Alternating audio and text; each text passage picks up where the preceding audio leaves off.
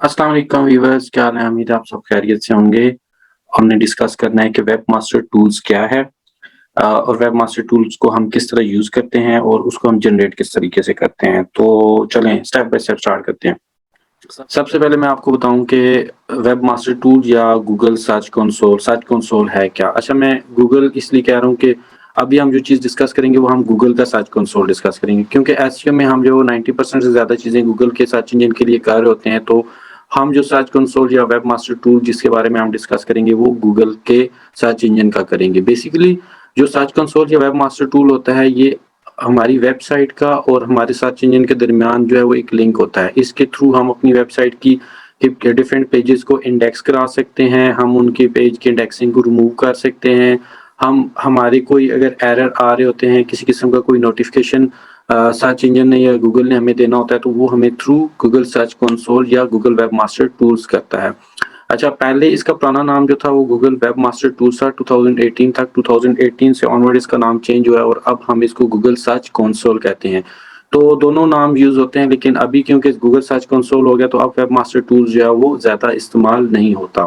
तो अगर आप बिल्कुल फ्रेश हैं और आपने जो है अपनी वेबसाइट के लिए गूगल सर्च कंसोल जो है वो जनरेट करना है, तो उसके बारे में मैं आपको बताता हूँ कि बहुत ही आसान है।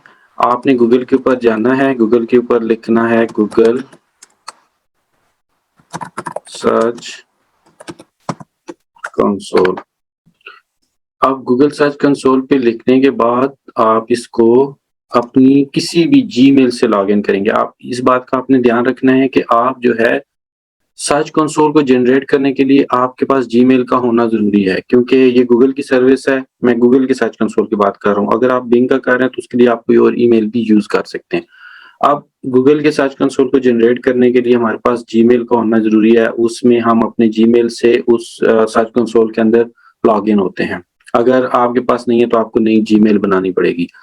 जब आप इस गूगल सर्च कंसोल से अपनी किसी भी ईमेल से या जीमेल से लॉगिन करते हैं तो आपके सामने ये डैशबोर्ड आता है। इसमें ये आपको 2 किस्म के ऑप्शन दे रहा होता है कि आप गूगल सर्च कंसोल या वो थ्रू डोमेन जो है वो डोमेन की डीएनएस से वेरीफाई करा सकते हैं या जो है यूआरएल के थ्रू जो है वो करा सकते हैं।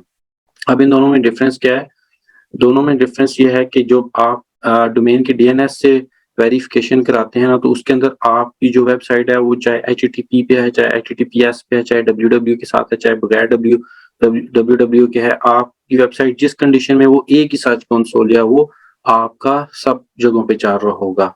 जबकि ये जो सेकंड ऑप्शन है यूआरएल प्रीफिक्स वाला, इसके अंदर ये होता है कि आप जो यूआरएल यहाँ पे वेरीफाई कराएँगे सर्च कंसोल सिर्फ़ उसके लिए होगा। लेट्स सपोज़ आपकी वेबसाइट जो है वो मैं कहता हूँ www पे रीडायरेक्ट है, नहीं हुई। आपकी वेबसाइट www के साथ भी खुल रही है और विदाउट w के साथ भी खुल रही है।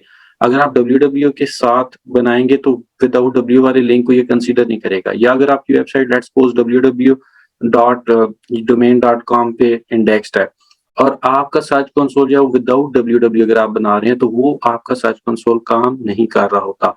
तो इसलिए बेस्ट ये है कि आप डोमेन के थ्रू करा लें, लेकिन उसके लिए आपको जो है वो डोमेन तक की एक्सेस चाहिए होती है। आप जो है इसको थ्रू डोमेन जो है वो अपने डोमेन के डीएनएस के अंदर से जो उसको वेरीफाई करते हैं, जो कि थोड़ा-सा कॉम्प्लेक्स है। इसमें आप ये कर सकते हैं कि जो आपकी डोमेन की जो सर्विस प्रोवाइडर्स होते हैं हेल्पलाइन पे, उनसे हेल्प लेके आप ये वेरिफिकेशन करा सकते हैं। मैं आपको यूआरएल प्रीफिक्स के थ्रू जो है वो एक आइडिया दे देता हूँ कि बेसिकली इसके अंदर होता क्या है। यूआरएल प्रीफिक्स के थ्रू कर लें, ज़्यादा ईज़ी है। इसमें सिंपली आप कोई भी एक वेबसाइट उठाएँ, जैसे मैं एग्ज़ाम्पल के तौर पे बीबीसी.कॉम की वेबसाइट उठा रहा हूँ। मैं चाह रहा हूँ कि करंट जिस कंडीशन में भी है मुझे इसमें इसका सर्च कंसोल मिले, तो मैंने इसका बीबीसी.कॉम का लिंक डाला। उसके बाद मैंने कंटिन्यू किया वेरिफिकेशन के लिए। अब वेरिफिकेशन के लिए हमें जो है ये 2-3 ऑप्शंस देता है। ऑप्शन में ये होता है कि हमें जो है ये एक इस तरह की एचटीएमएल की फाइल देते हैं, इसको हम डाउनलोड करके अपनी वेबसाइट के हमें जो है रूट डायरेक्टरी में इस फाइल को अपलोड करना होता है। अगर ये मैं अपनी वेबसाइट के रूट डायरेक्टरी में अपलोड करूँगा तो बेसिकली पर्पज़ इसके पीछे होता है कि हमारी ईमेल के साथ हमारी वेबसाइट का लिंक करना है, ताकि गूगल का या सर्च इंजन को इस चीज़ का आइडिया हो जाए।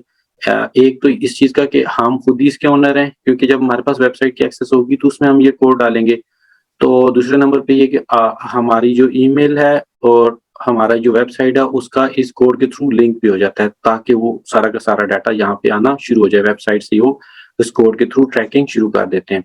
अब ये फाइल भी डाउनलोड कर सकते हैं आप, सिंपली यहाँ से एक HTML टैग जो है ये दे रहे हैं, इस टैग को कॉपी करें और अपनी वेबसाइट के हेडर सेक्शन में कहीं भी पेस्ट कर दें।